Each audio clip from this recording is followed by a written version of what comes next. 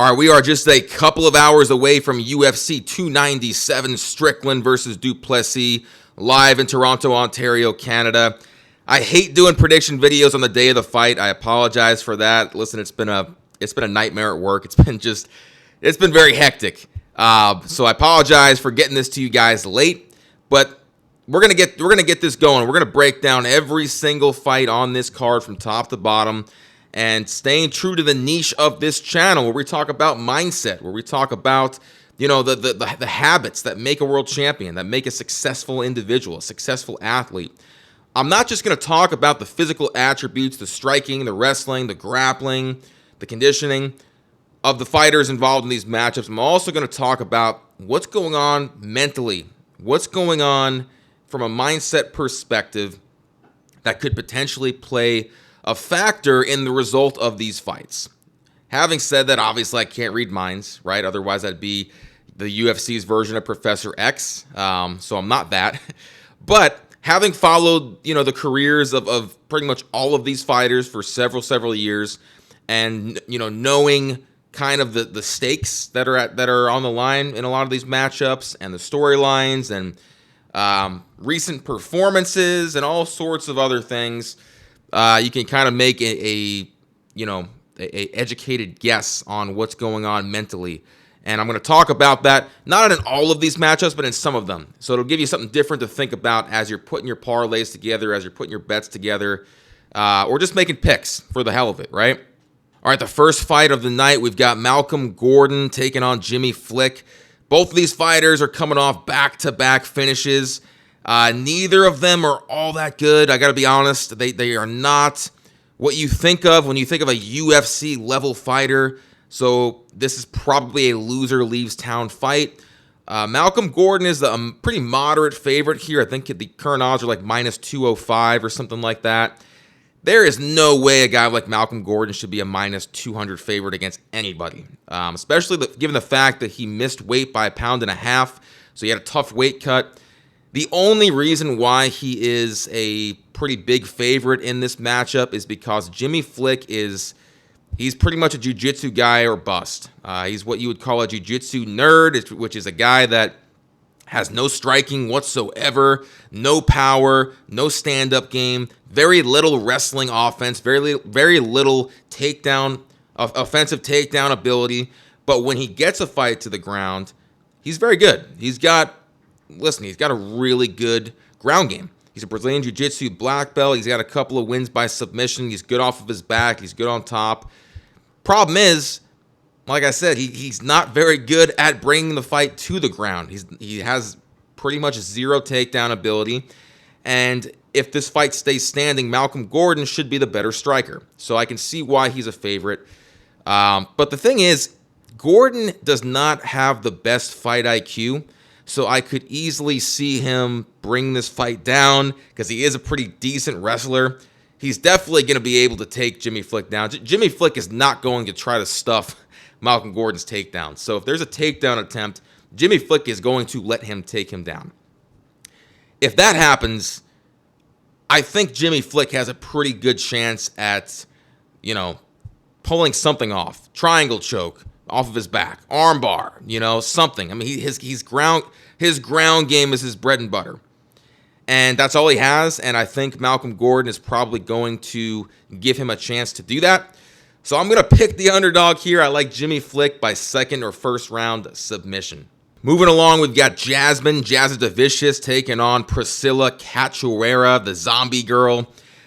This one's pretty straightforward. I'm not going to take too much time with it. I see Jasmine Jasudavicius dominating this girl with her wrestling. She's a much bigger, stronger wrestler.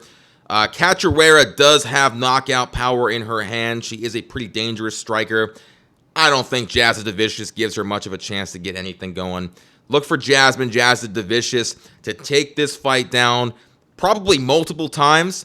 Just keep consistently dumping Priscilla on her head, on her back, and just beating her up for 15 minutes. So give me Jasmine Jasudavicius by unanimous decision. Next up, we've got Johan Leoness taking on Sam Patterson. Johan Leoness is a slight favorite in this matchup. He's going to come in with the edge in knockout power and probably the edge with grappling as well.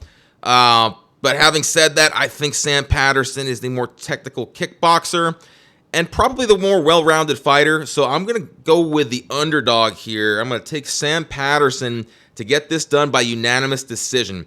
But I wouldn't be shocked if Johan landed some big shots and potentially, knocked Sam Patterson out. But I like the underdog here. I see Sam Patterson just having a cleaner stand-up game. I think this is a fight that is mostly going to take place on the feet, and I got to go with the more technical kickboxer here with that. So give me Sam Patterson by unanimous decision. All right, we're blowing through these prelims. I'm going through them pretty quick, so bear with me. But next up, we've got Jillian Robertson taking on Poyana Viana. Jillian Robertson is a very, very good grappler. She still holds the record for most submission victories in the UFC women's flyweight division. And I think she gets another one here. I think she's going to basically get this fight to the ground whenever she wants to. And I see her winning by rear naked choke submission in the third round. Poyana Viana is tough, though, and she has been improving. Her last couple of fights, she's looked like she's been getting a lot better. But I just don't think she has the submission defense to deal with somebody like Jillian Robertson. So give me Jillian Robertson. Third round submission. Next up, we've got a rematch from Dana White's Contender Series from last year between Sergey Sadeh and Ramon Tavares. And guys, this one should be fun because we got two heavy-handed, powerful strikers that are just going to go stand toe-to-toe and just throw bombs until the other one's dropped, right? In the fight that they had last year, Sergey Sadeh knocked out Ramon Tavares in the first round, and I think he's going to do it again. Listen, Tavares has thunder in his hands, though. So, you can never, you got two guys like that. It can be unpredictable at times. But I think having just, this fight wasn't that long ago. They fought, I think, in August or September of last year. So we're talking of just a few months ago. It's tough to come back from a devastating first round knockout, like that. So I think Tavares mentally is going to still be feeling the ramifications of that. Sergey Sadeh, in my opinion, is the much better striker. And if this stays standing like it should, I think we're going to see the similar results to that we saw in the fight that they had in the Contender Series. Give me Sergey Sadeh. I'm going to say second round knockout this time, second round knockout TKO, but he could easily get it done in the first round again. But yeah, I'm taking Sergey Sadeh. Next up, we've got Charles Air Jourdain taking on Sean Woodson. This one has fight of the night potential. It's kind of a sleeper for fight of the night, in my opinion, because you've got Charles Jourdain, who is a very, very dynamic striker on the feet, but also has a pretty good ground game, pretty underrated ground game. We saw that in his fight against one of the Gracies. I'm forgetting off the top of my head, but he totally dominated one of the Gracies. And the fight did end up going to the ground, but he dominated him from the top position. So Charles Jourdain has good all-around skills everywhere. He's known for his stand-up, obviously, but he can get it done anywhere. When you got Sean Woodson, though, who is got a similar style. He's a much taller, lankier fighter and has some very good stand-up in his own right. Pretty decent ground game as well. Charles Jourdain is the slight favorite here.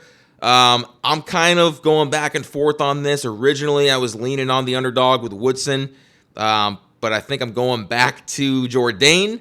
I might regret that pick, but I see Charles Jourdain winning this by decision. It does have potential for a finish, but I just think both these guys are very durable. So I see, Jourdain winning a very action-packed, back-and-forth decision victory, which could potentially end up being the fight of the night. So give me Charles Jourdain, unanimous decision. Next up, we got our featured prelim of the night. We've got the two-time Ultimate Fighter winner, Brad Katana, taking on Garrett Armfield. And guys, I got to be honest here. I am not the biggest fan of Brad Katana. I didn't like him when I watched him on The Ultimate Fighter both times. I thought he came across like a very whiny, prima donna, type of guy, and just not my type of guy, you know what I mean? Having said that, though, he is a very good fighter. He is one of those guys that he's good everywhere. Very good stand-up, good wrestling, good ground game, and he puts it all together very nicely. He's got a good fight IQ. Only ever lost twice, and one of his losses was to Merab Dvalishvili, who is listen, number one contender at bantamweight, perennial contender in bantamweight. That's who he lost to. So this guy has it all. He's the favorite in this fight for a reason.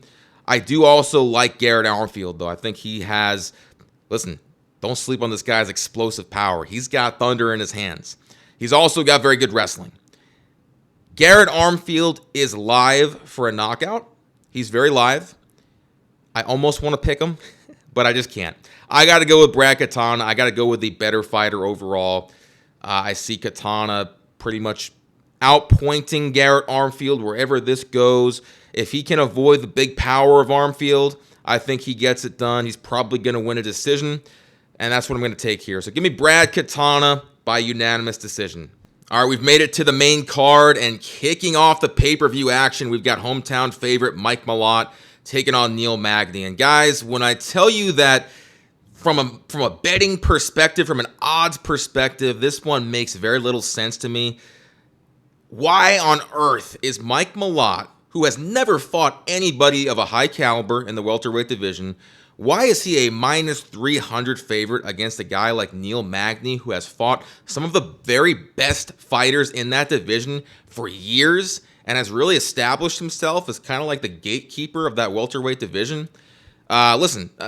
People act like calling somebody a gatekeeper is a bad thing. It's a negative thing, but it's also it's a testament to how consistent this guy has been for a number of years. Like, he's not quite good enough to crack into that top 5, he was top 10 for a little bit in his career, but he's not quite at that level right now. But he's still good enough to beat everybody else. And I know he just came off of that dominant ass kicking that Ian Gary gave him last time out, but Ian Gary he's one of the top prospects in that division. Mike Malott might be. I know this guy has a lot of hype. I know the UFC, they're pushing hard for these hometown guys, these fighters that are from these overseas locations. They're trying to build, superstars in these areas, and it's been a long time since Canada has had a fighter to really get behind. I mean, not since George St. Pierre has Canada had a superstar in MMA to really, root for and get behind. But guys, Mike Malott is not GSP. He's not. He's very good. Don't get me wrong. He's a prospect. He's got some really good skills everywhere. I think he's very well-rounded. But, man, I just don't see minus 300 against a guy like Neil Magny. I'm torn on who I want to pick on this, though, because, I talked about mindset earlier in this video. Neil Magny got absolutely humiliated by Ian Gary. Totally picked apart. His leg was destroyed all night. Also, you got to think about, all the horrible things that Ian Gary said about Neil Magny, and I don't agree with that. I think that was pushing it too far and creating a narrative that was not true. Ian Gary tried to say that Neil Magny was an abusive father and beats his kids and stuff like that. Just because Neil Magny misspoke in an interview and said he was going to beat Ian Gary like a father beating on his son, and that wasn't the right comment to say. It was a poor choice of words. It doesn't mean Neil Magny abuses his kids. You have no proof of that.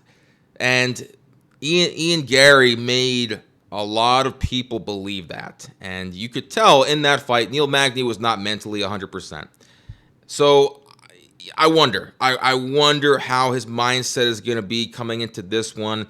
It's enemy territory. He's fighting, this guy in Mike Malott, who, again, the UFC is getting behind. They're trying to hype this kid up as the next big Canadian superstar.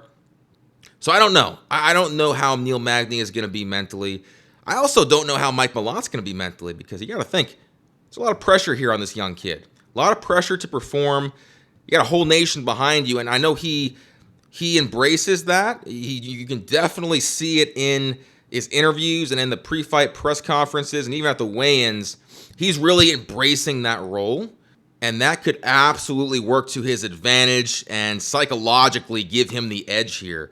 So I know a lot of people are picking Neil Magny as a live underdog, and I could see that. I could absolutely see that. But I do think that Magny is kind of on the decline. He's on his way He's on his way out. I mean, he's going to probably retire within the next year or two. Mike Malott is a kid on the rise. He's a prospect on the rise. We're going to see how good he is here in this fight. I don't know if he gets the finish, though. I think it's going to be a tough fight for him. I think, it's going to go the distance. With it being in Canada, I think that the judges might be swayed by that.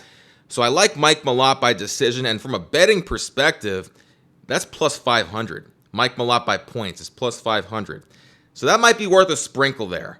Because I don't know if he's quite good enough to finish a gritty, durable guy like Neil Magny. I mean, listen, Ian Gary didn't finish him. You know what I mean?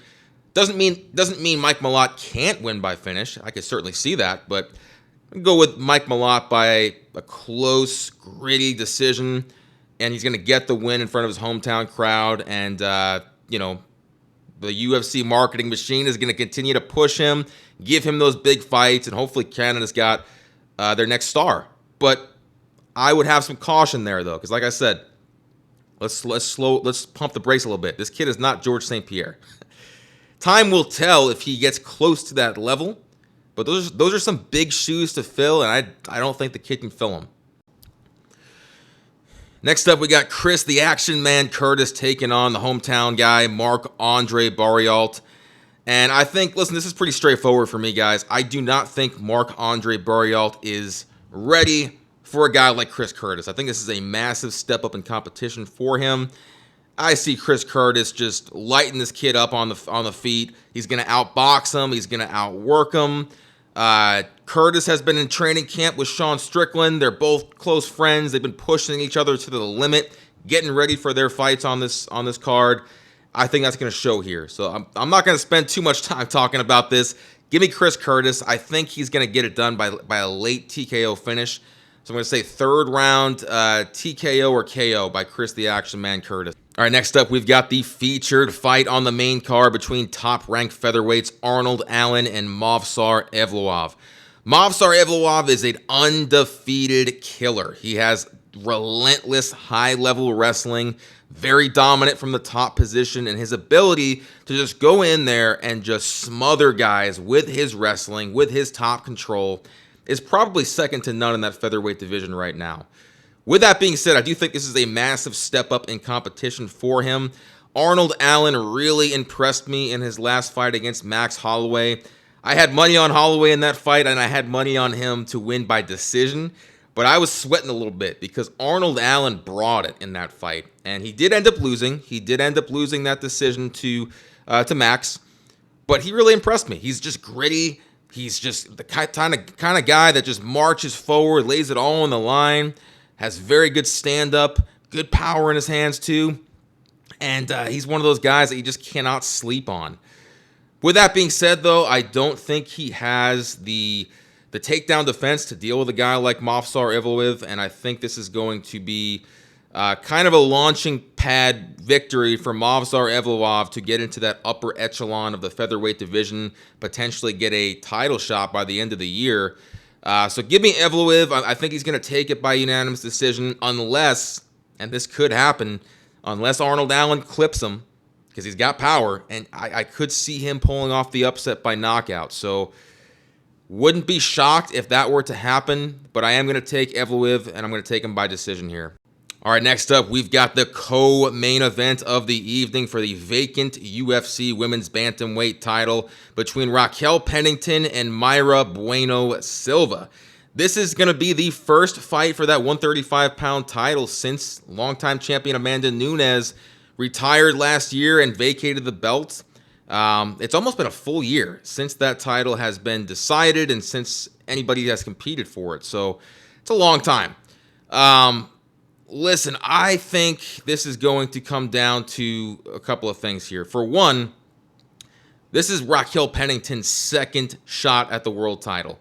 She fought Nunes back in 2018 and got totally dominated. I mean, it was one of the most one-sided beatdowns you'll ever see ever in an MMA fight at the highest level. And Amanda Nunes totally destroyed her.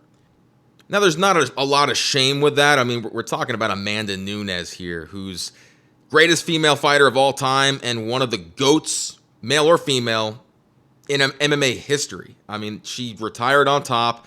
She was the most dominant female champion ever.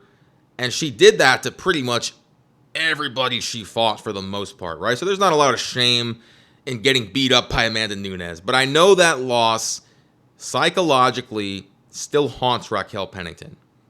Now, to her credit, she has overcome that and rebounded from that loss tremendously.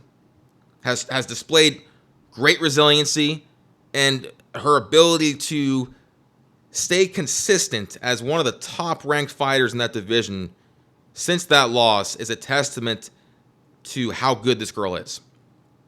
So you got to give her credit. She only lost, I think, twice after that Nunes fight, and has pretty much beaten everybody else she's been in there with. And a lot of those were close decisions, right? Her last fight, it was a very close decision. But having said that, though, this girl, she is just consistently at the top of her game, and she's very durable. I mean, even that Nunes fight, her corner got some flack for not throwing in the towel. That's how badly Nunes was beating her. But Raquel's a gamer, and she is just tough, and she is just, there's no quitting this girl. She's going to keep marching forward, and that's what she did. And that's, even in defeat against Amanda Nunes, she showed a lot of heart. She showed a lot of heart. Against Mayra Bueno Silva, people are trying to say that this is going to be Nunes versus Pennington 2, and I disagree with that. I totally disagree with that. Mayra Bueno Silva, yes, she's very talented. Yes, she's a finisher. She's got great submission. She has power in her hands and feet. But outside of that Holly Holm fight, and listen, as much as I love Holly Holm, we're talking about an almost 45-year-old woman who is still in great shape, who's still one of the best females in that division. So I'm not taking away from what Mayra Bueno Silva was able to do. She looked great in that submission win against Holly Holm. That's a very, very difficult person to finish. So I give her credit for that. But outside of that, who else has she fought? Not a ton of top-ranked fighters. She's unproven in my eyes. And in that Holly Holm fight, she tested positive for a banned substance. I won't put too much stock in that because it was a banned substance that was for, it wasn't necessarily a steroid. It was kind of one of those weird PEDs that I don't really think gave her much of a huge advantage, but a PED nonetheless. You have to consider that. I mean, listen, it was enough to get that submission win overturned to a no contest, which is, in my eyes, is still kind of bizarre that she's getting a title fight here. I think it's because the UFC realizes, like, you know, this wasn't really this drugs that she tested positive for didn't give her that much of an advantage. So I guess they're still counting it as a win, but the Athletic Commission saw otherwise and overturned that one, right? But in any case, this is a much closer fight than I think people are expecting, because Raquel Pennington does a very good job at closing the distance. She has very good boxing, probably some of the best boxing for that division. It doesn't get talked about enough, but she does. And she'll close that distance. She's like a bulldog, and she'll just get in her opponent's face, and she'll she'll clinch her opponents up against the cage, and she's very, very strong, like much stronger than she looks. So she'll get that, that clinch work going. And she's usually able to control these girls for the most part with that clinch work, right? It's not the most exciting style in the world, but it's worked for her. She's been able to grind out a lot of decision wins with that style. Problem is, I don't know if she's going to have a ton of success doing that against Bueno Silva because, listen, Holly Holm tried to do that, and look what happened. So for me, I am picking Mayra Bueno Silva. She is going to be the pick. So I'm going to take her by third or fourth round submission, but I do think this is going to be a much harder fight than she's expecting. And I actually think Pennington is going to win some rounds in this fight. I see Pennington in the early goings of this fight having success. And if she continues that, I would not be at all surprised if she ends up grinding out a decision win and walks out as UFC champion. Could easily see that happening. But given the circumstances and the fact that this is probably going to be Raquel Pennington's last chance at becoming UFC champion. I think that's going to weigh on her. I think the last fight that she had with Nunes, the last time she fought for the title, is going to play and repeat in her mind. There's going to be some negative voices there that are going to be the voices of doubt, the voices of, this is it, Raquel. This is your last shot. This is it. You need to win. You need to win. It's a lot of pressure. It's a lot of pressure that gets put on these athletes. And I'm not saying that Raquel Pennington can't overcome that. I don't know if she's working with a sports psychologist. She might be. She might not need to. She might just be so mentally strong, and I might be totally off base with this assessment. But I just have a feeling that that's going to play a factor. And Mayra Bueno Silva, listen, she's hungry. She wants this belt. She believes that it's her time. So I got to go with her. I'm picking Bueno Silva. But listen, I would not be shocked if Pennington pulled it off. And I'm actually rooting for her. I'm rooting for Raquel Pennington because, listen, I've been following this girl for years. I mean, even before women's MMA was accepted, even before women's MMA was in the UFC, I was watching Raquel Pennington fight in Invicta FC, and even before that. She's somebody that I've had my eye on, and she's just damn good. She's a damn good fighter. And I like to see people like that win. But again, I'm going with Bueno Silva. 3rd or 4th round submission, new champ. All right, we've made it to the main event for the UFC middleweight championship between Sean Strickland and Dricus Du Plessis. And guys, it doesn't get much better than this. From an unpredictability standpoint, from a clash of styles standpoint, and from a standpoint of seeing two men just go out there and beat the absolute living shit out of each other, it does not get much better than this fight. Sean Strickland, and I talked about this when I broke down his mindset. You can watch that in the video below, in the link below, the mindset of a champion, what makes Sean Strickland great. I talked about how his ability to just not give a fuck, to just go out there, put the pressure on his opponents, do what he loves to do, which is fight and compete. It frees up a lot of the stress that a lot of fighters put on themselves. A lot of that stress, that pressure. I talked about that with Raquel Pennington, right? That pressure of, I need to win, I need to win. Sean Strickland just loves to fight. Having said that, though, he also loves to win. And I think since becoming champion, it changes him a little bit. He says it doesn't. He's going to tell you that there's no difference. It's just a belt. It's just a prop. I'm the same guy, other than the fact that he gets recognized more at Walmart. But look, man, you can't deny the fact that when you become UFC champion, your life changes, and your mentality does change a little bit. So I think that's going to play a little bit of a factor here.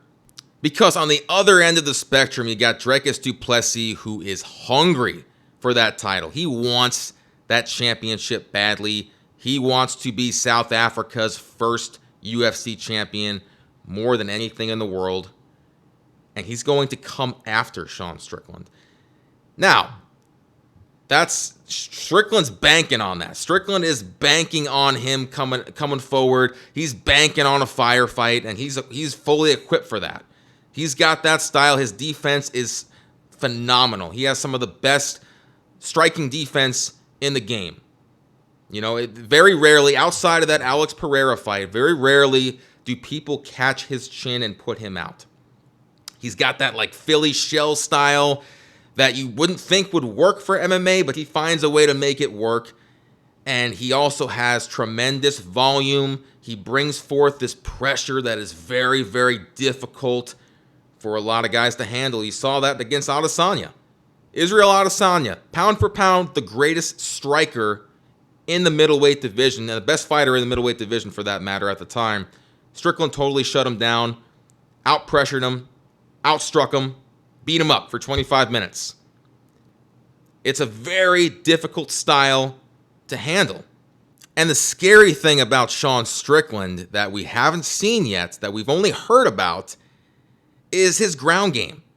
Apparently, he's a much better fighter on the ground than he is standing up. I don't know if that's necessarily true, but that's what people say. That's what people close to him that train with him constantly talk about, right? He just doesn't show it.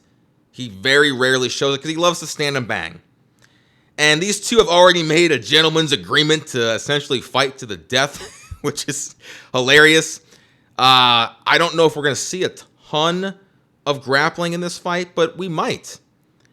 And we might see just how good is Strickland on the ground. Because Du Plessis, he's another guy known for his stand-up, more so for his power than his technique. He's very, very strong. One of the most physically imposing guys in that division with thunder in his hands. But he's also very underrated on the ground. And he's got a lot of submission victories too that don't get talked about enough. So I kind of want to see this fight get to the ground. I want to see what's going to happen. I know everybody's like, listen, I want to see these two guys stand and bang and beat the shit out of each other. And we'll see that. Trust me, we're going to see a lot of that. But as a MMA fan that appreciates all levels and aspects of the game, I do want to see this fight go to the ground at some point and see who has the edge there. It's going to be very interesting. But we'll see. I mean, listen, it's a 5-round fight. Anything can happen. They could stand and bang the whole time. They could go to the ground. And listen, a lot of things could happen here. I talked about the unpredictability of this fight early on, and that's what makes it great. It's what makes high-level UFC main events extremely intriguing, is that unpredictability, and that's what this has. I could see Strickland winning this fight by a decision and just kind of outpointing Dricus in a firefight, working his counter-striking, getting the better of the exchanges, getting the better of the boxing exchanges, roughing up Dricus Du Plessis, and not to say Strickland doesn't have power, because he almost knocked Izzy out in that first round, so I could see Strickland knocking out Du Plessis. I wouldn't put it past him, but more than likely path to victory is probably a unanimous decision. But I got to tell you guys something here. There's a gut feeling that I have inside of me right now that's telling me that South Africa is going to go crazy tonight, because Dricus Du Plessis is going to knock Sean Strickland out. It's a gut feeling, and listen, I got to go with my gut on this. My brain is telling me otherwise. My brain is saying Strickland, but I just can't ignore my gut on this one. So give me Dricus Du Plessis to win by knockout in the second round. I'm going to call it second round KO win, new middleweight champion Dricus Du Plessis, and a star is born tonight. So guys, I hope you liked this video. I apologize for the short notice. I like to get these fight prediction videos done a couple of days in advance to give you, some time to kind of weigh your decisions before you get your bets together, before you get your parlays. But hopefully this gave you some insight to get some last-minute bets going before the fights. Hope you enjoy the fights tonight, wherever you're watching them, whether you're watching them by yourself, with your friends, family, going to a sports bar, whatever it is. Stay safe, enjoy the night, and guys, until next time, let's unleash greatness. Boom!